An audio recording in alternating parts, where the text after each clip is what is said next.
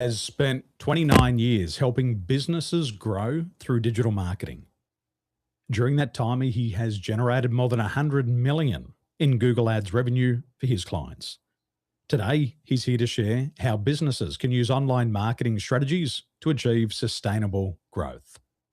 Please welcome Vi Wickham. Thanks for joining me. Thank you, Daniel. I appreciate you having me on your show. Well, it's always nice to meet somebody who makes and saves businesses a lot of money. That's my goal. I think most entrepreneurs, it comes to Friday and you've just made it to the end of the week and you've survived another week and you go out and you relax and the neurotransmitters recharge, the hormones balance over the weekend, and that optimism starts to rise on the Sunday night, and then the panic starts to set in. Then you hit the floor on Monday morning and it's Monday all day long. And it's a wild ride. One of my mentors said, if you're not going to bed 3 to 4 nights a week as an entrepreneur, feeling like you're going to have a heart attack or you want to burn down your business, he said, you're not in business yet. Wow. Ouch. It's not an easy life, but I would choose no other one. Well, we've got to choose I think we've got to choose our hard.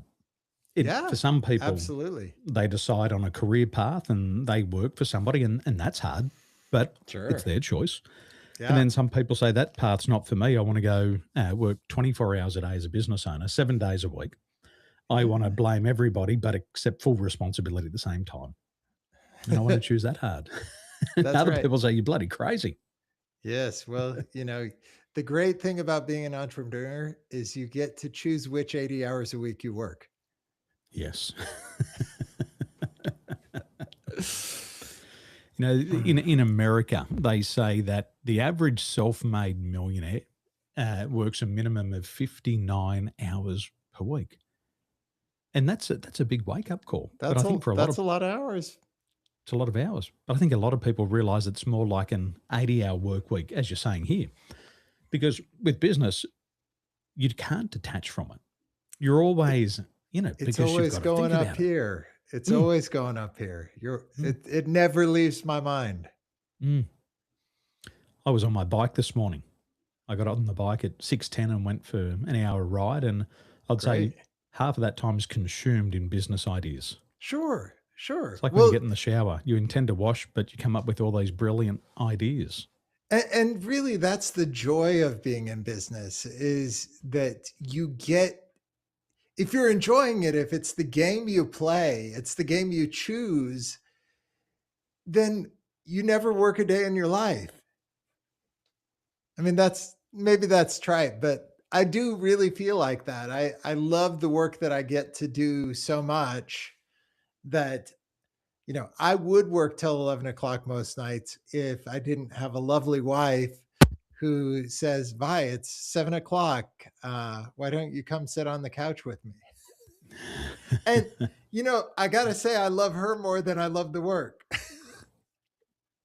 And by the looks of the photo behind you on the left-hand side, your wife might carry a gun in that Western outfit. Oh, that was our family band when I was a kid. So I'm this one, and that's my dad, my grandpa, and my 2 brothers. We played on TV for a while, and played all around Colorado and Wyoming mostly. What instrument do you play? I know I was looking through your LinkedIn profile and there was 40-something years of musical experience. Oh, yeah. So I play the violin, or the fiddle, if you will. I mostly play bluegrass, old time, jazz, Texas style fiddling, swing, those kind of things. A little bit of rock and roll.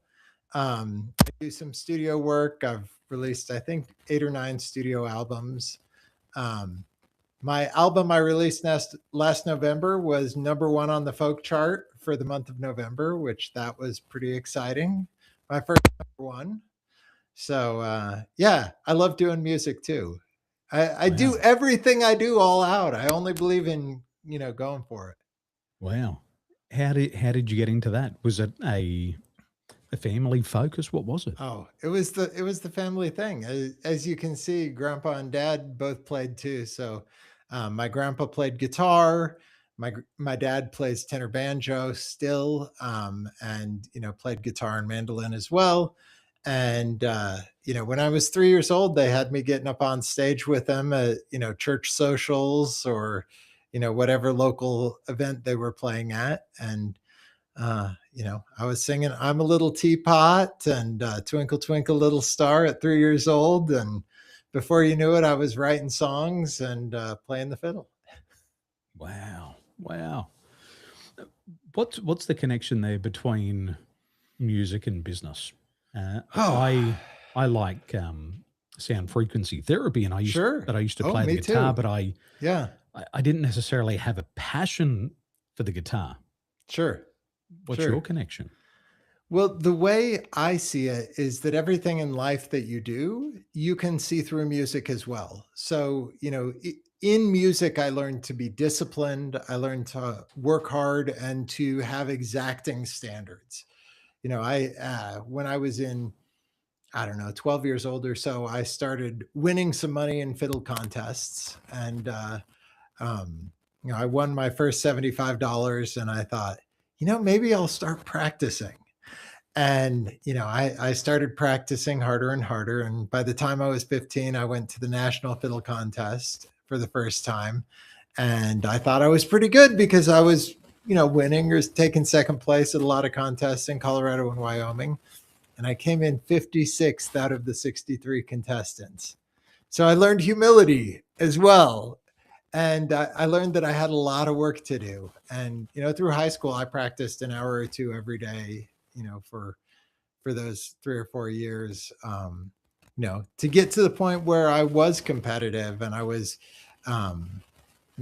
good enough to play in bands and travel and those kind of things. So, Mm. um, and really, when you talk about sound therapy, like if I don't play music, I start getting grumpy. I have to have that musical experience. It's a creative outlet for me. And I really feel like it keeps me sharp. Improvising makes you think on your feet. If you're thinking on your feet musically, you can think on your feet better in a business context. And really, as we were talking about, working hard and learning discipline and focus, like discipline and focus are probably the most important elements of being successful in business. And I absolutely learned those first in music. Mm. I think with business and music, anybody can pick up a musical instrument. For Anybody sure. can open the doors to a business, but Yeah. it doesn't presuppose success.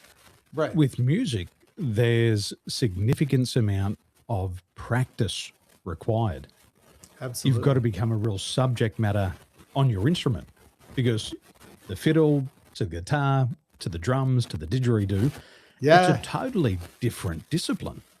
Absolutely. Totally And different. everybody's terrible at it to start. Nobody starts out and picks up a guitar and strums it and all of a sudden is Jimi Hendrix. Nobody Yeah. picks up a violin and draws the bow across the strings and doesn't sound terrible the first time they do it. Probably for the next 6 months, they're going to sound terrible if they're practicing every day. So, learning to really suck at something and be willing to be bad at it until you get good, I Mm. think is an invaluable skill that I've applied to everything I do in life. Mm. When I was playing guitar, I realized there was immediate and Hmm. delayed feedback. Absolutely. If I was in front of my teacher, I'd get immediate feedback. Your Hmm. finger's in the wrong position, you've hit Yeah. the wrong string, your guitar's out of tune. And Yeah. I get that immediate feedback and I could course correct. Sure. But then there might be a gap between one music lesson and the next. And I could be Sure. totally off track for an entire week, making Yes. mistakes, repeating mistakes. Yep. And I'm not getting this feedback until a week later. Then the And you're teacher learning says, a bad pattern. You're learning it wrong, right? "You're perfecting the poor pattern." Yeah. I'm like, You're "I'm really good at this perfecting the mistake. poor pattern. I'm so good at this mistake that I don't even know I'm making it anymore." You have And made then they get that humbled by the teacher. permanent. My mum used to say, "Perfect practice makes perfect." And I was thinking, well, how can I do it perfectly without the practice? Yeah. And then as I got to know that you could repeat these poor behaviors, Yeah. it was like the Right. guitar, not putting the thumb in the Oh, middle of right. Not the having the neck, thought. Yeah, sure. letting it creep over, then you'd make excuses. But Kurt Cobain does this and Oh, he's that. yes. But Jimi And Hendrix had bad form. yeah, finding all these excuses. Yeah. So the other thing I've learned is listening. Really, like, and the feedback loop you're talking about, that immediate feedback, once you learn to listen and you learn to hear what's going on with the instrument, you can become your own teacher because you're listening and you hear that you didn't do it right, and you feel that that note wasn't in the right spot, or that your form isn't right. So that awareness of your body, that listening to yourself, but then also when you're in a band or you're playing, a show or whatever, listening to the audience and listening to the people you're playing music with is no different than in marketing, listening to the client, listening to your team you're working with, listening to your clients' customers, and understanding, those psychological dynamics that you have to learn when you're performing as a musician. Mhm. If I'm not paying attention to the audience and I start playing songs they don't like and I just keep doing it, like, I'm never getting hired again, right? Everybody's yawning, everybody's falling asleep. Or they're saying, "Can you please turn it down?" Like, there was a time me and a couple of my friends played a show that was a retirement gig, and we were playing stuff that was a little rockish, and the first person, "Can you turn it down a little bit?" And we're just trying to talk. You guys sound great. And then 5 minutes later, somebody else said the same thing, and I was like, you know what? We're going to change what we're playing. And we went from playing stuff that was rock and blues kind of stuff to playing like some old country stuff. And then all of a sudden, everybody's like loving what we're doing. And I was like, all right, there you go. That's listening right there. You got to know what they really want to hear. They'll say, play whatever you want. That's not what they really mean. You're just being very indirect. Yes. Well, I was Saturday. I took my wife to watch Odysseus, the new movie. I've heard it's great. I haven't seen it yet. Yeah, I liked it. I preferred good. Gladiator. I preferred Okay. 300. All right. And I was watching it, and it kind of went a little bit slow at the start, and then there was this scene, and they meet the Cyclops, and the Cyclops is screaming, and the volume in the cinema was almost unbearable. Wow. The sound was so loud, it was so high pitched that it became painful for me. Yeah, sure. And it was sensory overload. So I Yeah. could see what was happening on the screen, but the soundtrack was so loud that I started to disconnect. I was like, this is actually painful. Yeah. And for me, I was hoping that they were going to reduce the sound. And I said to my wife, I said, this is way too loud. A couple of days later, going through social media, other people had been experiencing the same thing as me. They said it was loud. They understood the emphasis, but it actually created a form of pain. So I wish they were watching me in the cinema, just going, just knock it back 10 to 15 decibels. Yeah, sure. And we'll be fine. Yeah. You will be I hear fine. that. I hear that. Yeah. So you've generated 100 million in. I've done that annually in Google Ads. 100 million in annually. some years. Yeah. Yeah. Wow. There was a year that I did 12 million a month in Google Ads revenue. Oh, how do you do that? Well, you cheat. No. So the way that, as Wizard of Ads, one of the beautiful things that we do is you got to repeat that. You got to repeat your business name. I was on your website. I saw it and Ads. I loved it. We focus on building brands, not just doing digital marketing. And having a strong brand is instant cheating online. When you have a strong brand, you will end up being able to generate far higher multiples on your return on your ad spend or your ROI on what you're spending than you will if you don't. An example of this is I've had clients who earn 2/3 of their ads generated revenue through their brand campaign. And the reason you have to run a brand campaign, which is a Google Ads campaign where if somebody searches for them by name or they search for one of the brandable chunks, which is something we do to create different kind of catchphrases, different terminology that are brand specific, you're not competing against anybody. And if you are, they're paying a huge premium to try and win at your game. But if you're not bidding on your own name, you're giving away your brand equity to these other companies who are bidding on you. So, it's not uncommon as my clients get more successful for them to start having competitors actively trying to buy their name. Because, when you're in the top 3 brands in a market, somebody gets the idea of, oh, well, they're running lots of radio ads or TV ads, or they've got billboards all over the place. I'm just going to bid on their name instead of jeweler or AC repair or whatever, and so when that happens, if I don't protect my own brand, Google doesn't care. They just want your money, so they'll show up first because they're buying the ad. And, Google makes their money selling ads, not having a search engine. So the beauty of having a brand campaign is Google also rewards quality score, which quality score is a whole string of things, but it connects how well the keyword matches to the website. I mean, that's the fundamental concept is if I'm bidding on this brand name and the website is this brand name, I get a quality score of 9 or 10. That means that this is very well aligned. This is a great fit. Google wants to reward that. If Joe's Pizza is bidding on Sam's Pizza, as a keyword, and they land, there's a disconnect there. It's not the same brand anymore. Mm-hmm. And so you're going to get a really low quality score on that. And you will pay 5 to 10 times more dollars per click for a bad match than you will for a good match. Mm-hmm. And that's essentially how quality score works. If I have a quality score of 1 and you have a quality score of 10, I'm going to pay 10 times more for that same keyword as you would pay to be at par on the same, to show up at the same position.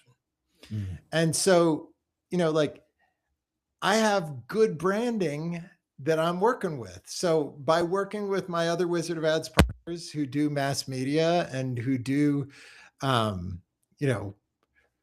writing and all of the other things that are required for marketing that are outside of the realm of digital, although they'll help me on website copy as well, we end up with great brand alignment from the radio campaigns to the Google ads to the website, and everything is a cohesive picture. So there's no disappointment when they click on the ad and they end up on our site because it lines up. Whereas, first of all, if I'm bidding on somebody else's brand name and I land on their site, there's a high likelihood I'm going to bail because I'm going to say, well, this isn't who I was looking for. Mm. And if I end up calling them, I'm going to be like, wait a second, this isn't who I meant to call. Sorry, I'm going to call them. So you end up with bad connection all the way across the board. So running a competitor's campaign is never something I recommend. It's like the very last thing that if somebody really wants to do it and they've already got the brand covered and they've got, regular non-brand Google ads covered and they've got, all of the other things are just rolling forward and they're like, okay, I want to do a competitor's campaign. I'm like, are you sure? Because this is really just not a good idea. And if they really push and say, yeah, I definitely want to do it, I'll do it. But, only at great great consternation and disagreement because it's a bad idea. I'm trying to think about this through the lens of Google. Sure. Why is the quality score so important to Google? Because Google wants people to click through so the searcher on the site is the product. Mhm. You've got to have a happy product. If the person who's looking for the thing can find the thing easily, Google has more people doing searches. So the Mm. easier Google makes it for somebody to find what they're looking for, the more that it's a virtuous cycle. The Mm. more they're finding things they're not looking for, the more likely they are to fail and go somewhere else.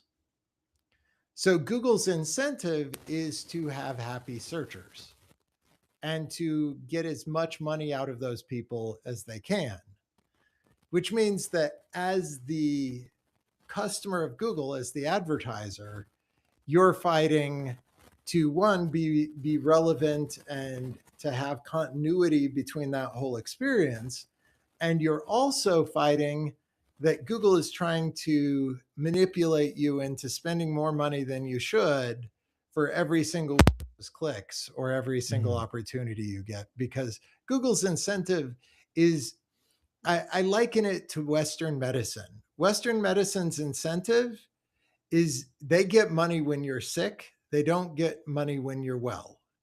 If you have a really strong brand and you're growing leaps and bounds, and really all we need to do is run a brand campaign, Google's not happy because, I might be able to generate $200,000 a month spending $1,000 to $2,000 on Google. If they're really like their brand is weak and we're only running non-brand kind of things, or they're not getting search for their brand, you're going to be paying $200 a lead instead of 15. That hurts. That hurts. You're going to be paying $20 or $50 a click instead of 2 or 5. That hurts. That hurts. Oh. Yeah. So the more we can build the brand, the stronger the brand gets, the more that they're the brand that people know, like, and trust, the easier it is for me to tell their story. If they're operationally excellent and they have a strong brand and they have a strong reputation in the community, I can crush it. If they don't do a good job taking care of their customers, if their customer service reps don't answer the phone well or consistently, or their salespeople can't close, it doesn't matter what I do. Like, I can run the best Google Ads campaign. Doesn't matter, because I can't overcome their operations.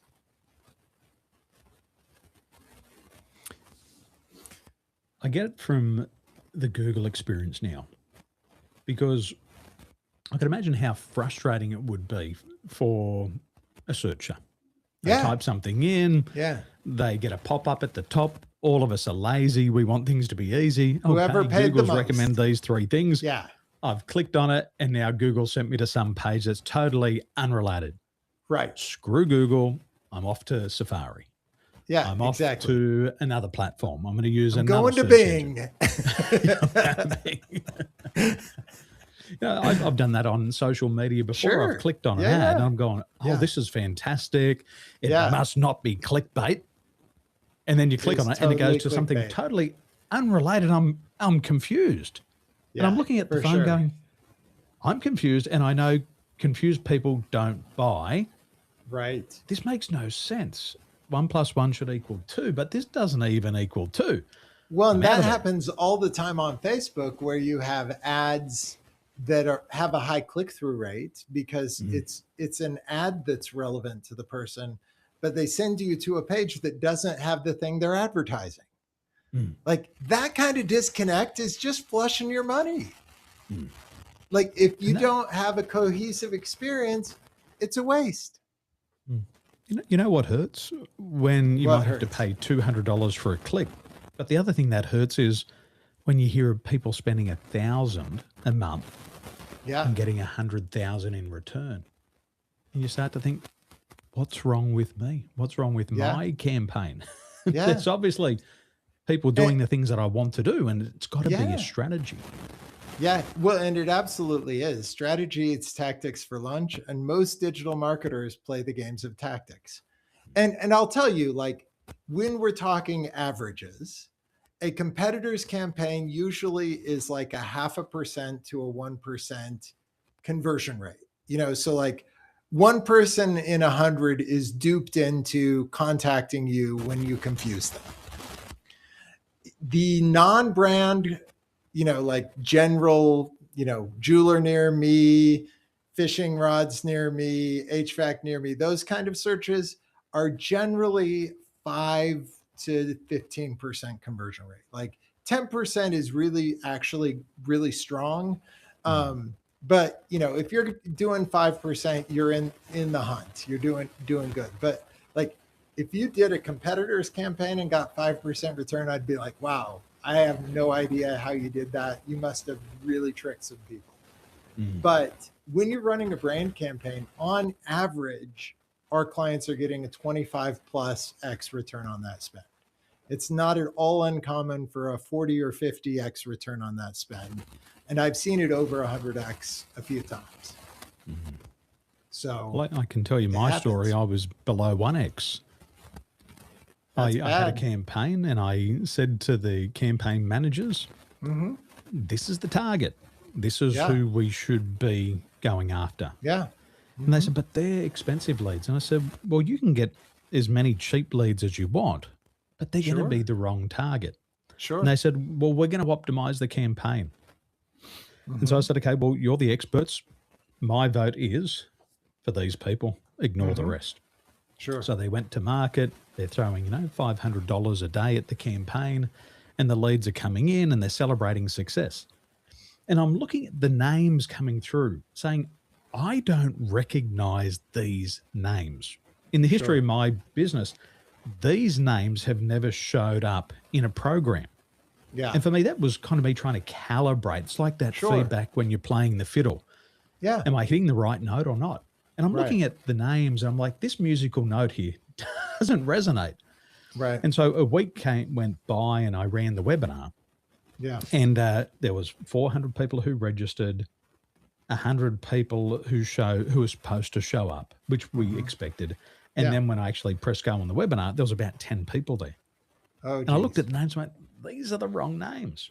Yeah. So I said to the team, I think the targeting's off. No, the targeting's fine. So I got another team member and I said, one thing I used to do in the past was when somebody registered for an event, I would call them personally. So let's call them personally. And I want you to ask them one question. What are you doing for work? And so the same names are coming through, same types of names. And my team members reaching out and they're saying, these people are foreign labor. And I said, these aren't our people. And we were losing bucket loads of money. Sure. And it wouldn't have mattered how good the webinar was, wouldn't have mattered how good the product was. No, if you don't have the money, if they don't have the money to buy what you're selling, what's the point? There's no point. Yeah. Well, and throwing more money at the campaign, in my opinion, is not the answer. You've got to make sure that you're targeting the right people. You have to tune the campaign before you scale the campaign. You have to know that. I mean, and you can do that. Is that like playing the fiddle? You got to tune it first. You better tune your fiddle before you play it. To start to crank up the volume. I think if somebody's selling $100,000 facelifts and they're bidding on plastic surgery near me, like they're not going to connect with the right audience, BBL right? near me. Yeah, like Botox near me, and not that the person who's looking for them might not search that, but 98% of the people searching that are not their client. Maybe 99.99% of the people searching that are not their client. And if you're like, depending on if you're selling HVAC, like everybody above the age of 18 who owns a house is your potential client, right? Everybody who lives in an area that uses air conditioning and owns a house is your client. definitely mass target with something like that. But if you're doing $100,000 facelifts, that is not a mass market. That is a very, very niche market. I still haven't typed into Google facelift near me. I was typing in Turkish coffee near me. I've been doing it for 14 years. Yeah. And after 14 years, I finally found Turkish coffee near me, and it was only 35 kilometers away. All right. Well, I But do I did have spend $6 with them. Well, as you should have. I'm an espresso head myself. We went to Italy about, I don't know, 8 or 9 years ago for the first time. And after experiencing 3 weeks of having really excellent espresso, even the gas stations in Italy have better espresso than you could get at Starbucks in America. I mean, we were so hooked that we bought ourselves a Breville, Barista Pro espresso machine at home. Well, when you go to Australia, you should be pretty impressed with the coffee there. But in comparison to Italian and American coffee, it's very different. Strong, bitter. Yeah. No, I enjoyed the coffee scene in Mullumbimby, which was where we stayed when we were there. There was good coffee. Absolutely. You'll like it. I have to make my own here in Taiwan most of the time, but I get to Australia and my eyes open right up.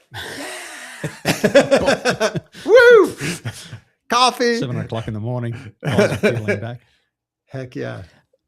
When people start to play with Google AdWords, they start to spend money with Google, and they're just having a play.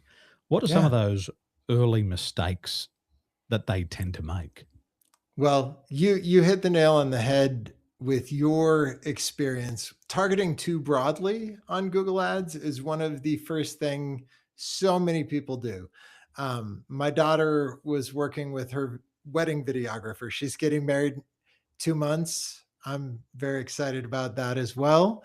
But she talked to her wedding videographer, and he had, she's working deals. She got him to trade her wedding videography in exchange for her helping him with his Google Ads, which meant I was helping him with his Google Ads a little bit too. I was helping her learn how to do this stuff. Delegated to Dad? Yeah, it just brought Dad in as the expert consultant.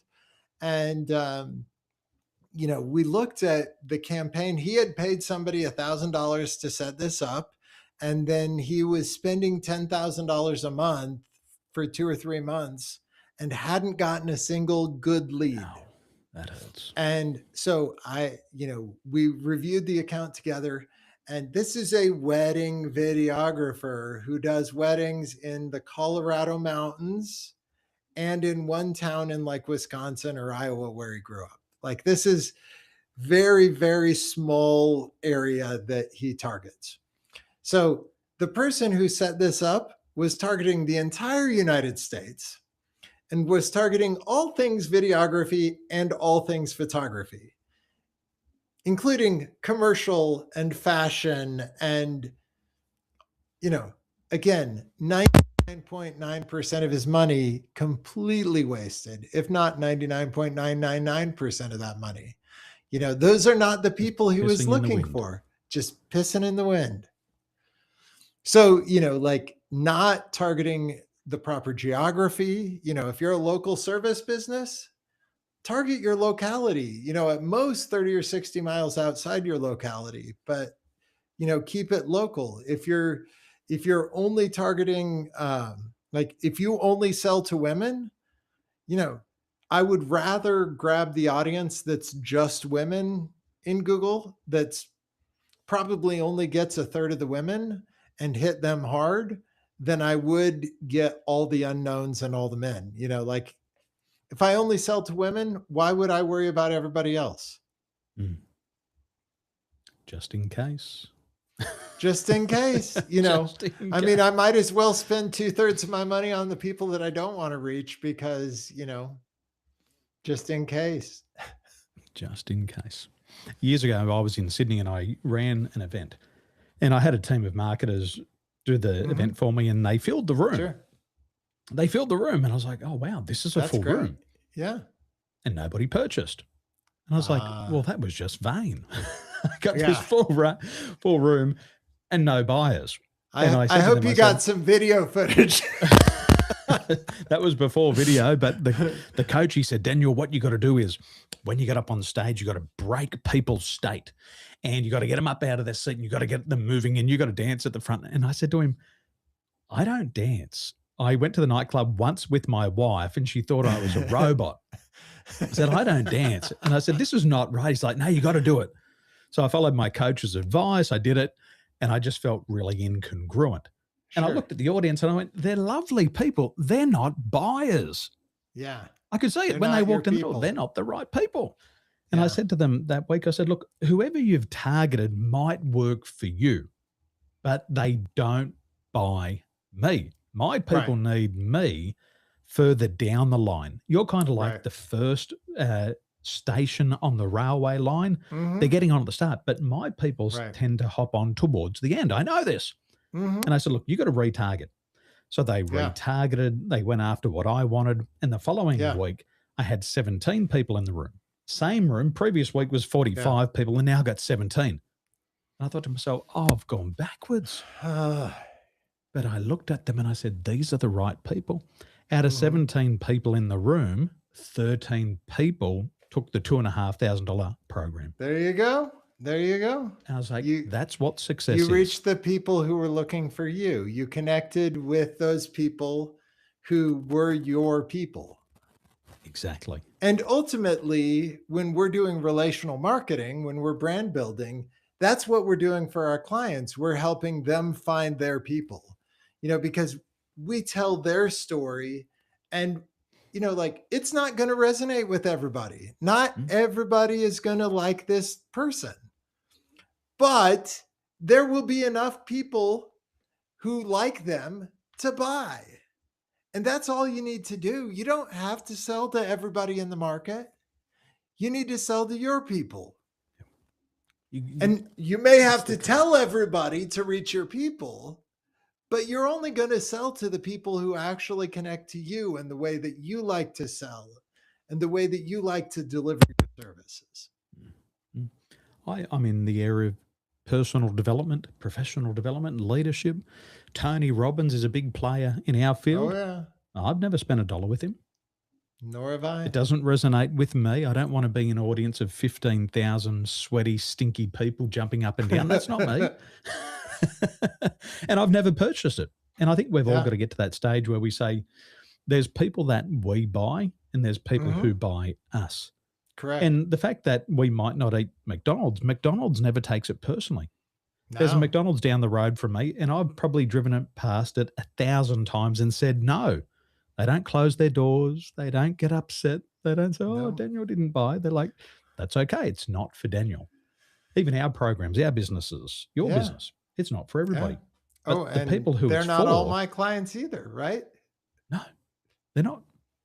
I live in Taiwan. And people say, do you speak the language? I said, no.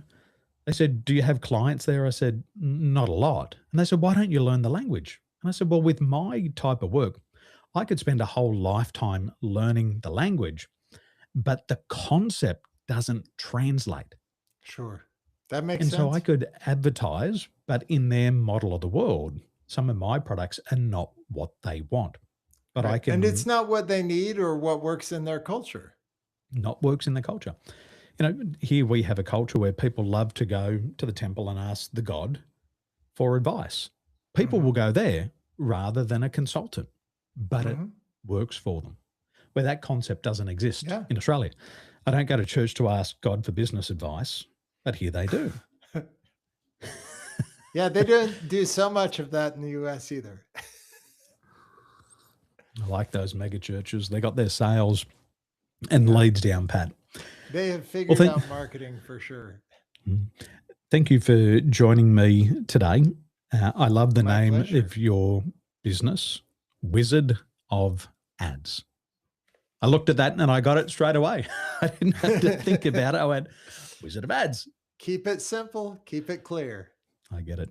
For people who'd like to learn more about what you're doing, what's the next step that you want them to take? So if you go to wizardofadsonline.com, I will do a free marketing evaluation for you where I'll take a look at your website and the other things you're doing online and give you 45 minutes of my time to look at what you're doing. And whether we're a good fit or not, I will give you some useful tips that will make your business more effective and more useful online. Do it. First rule of business, don't lose money. Don't lose We don't money. have enough time to learn it all ourselves. Just get the advice from the experts. And my website link will be in the show notes, I'm sure. We will put it there. Vi, thank you for your time and have a Thank wonderful you, day. Daniel. My pleasure.